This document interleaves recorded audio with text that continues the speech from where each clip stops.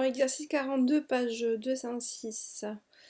Il s'agit d'un fournisseur qui mesure le poids, avec deux dynanomètres différents, un qui est adapté au poids de la Terre et l'autre qui est adapté au poids sur Jupiter.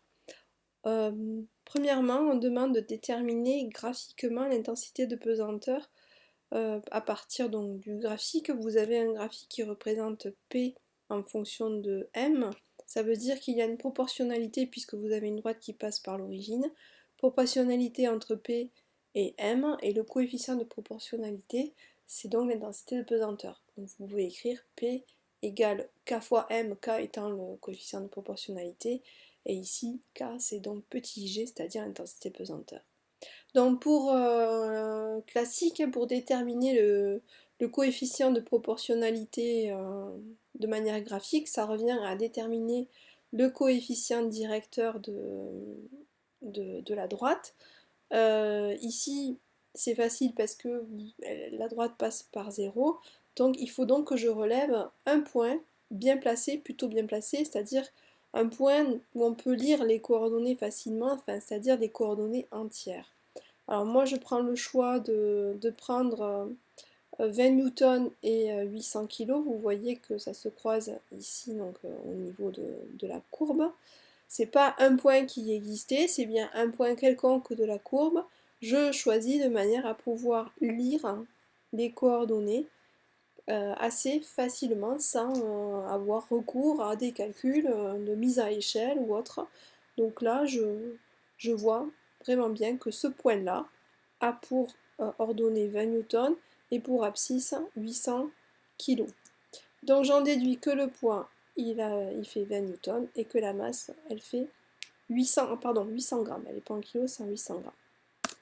Bien, donc je sais que P égale M fois G, donc comme je cherche petit g, ben, je sais que G c'est petit p sur M. Graphiquement, on a trouvé que P c'était 20 newtons et que M c'était 800 grammes. Attention, il faut convertir la masse en kilogrammes, donc je multiplie par 10 exposant moins 3 pour l'avoir en kilogrammes. Et je trouve un petit g qui est de l'ordre de 25 newtons par kilo. Alors ces données, elles ont été faites avec le dynamomètre, donc qui représente la détermination du poids d'un objet sur Jupiter. On me demande donc à la question B de comparer la valeur trouvée sur le rabat. Donc si vous allez sur le rabat, vous verrez que l'intensité de pesanteur sur Jupiter, sur le rabat du livre, est égale à 25 newtons par kilogramme. Donc on a une valeur qui est identique. Si elle avait été différente, c'est que ben, vous auriez vous auriez mal choisi votre point au niveau graphique.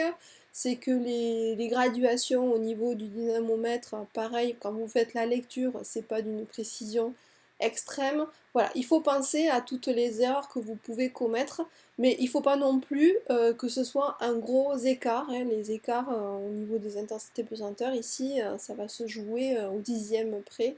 Donc il faut pas voir à l'unité près, mais 24 ou 26, mais il ne faut pas trouver des valeurs non plus trop aberrantes. Donc petit c, on me demande donc Aikins, expliquer en quoi il s'agit d'une simulation.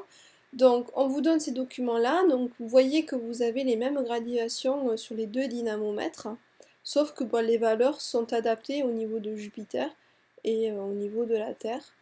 Donc le fait d'avoir changé les graduations ben, fait que vous avez adapté le dynamomètre pour que, avec l'intensité de pesanteur qu'il y a sur Terre, vous puissiez trouver le poids de l'objet sur Jupiter.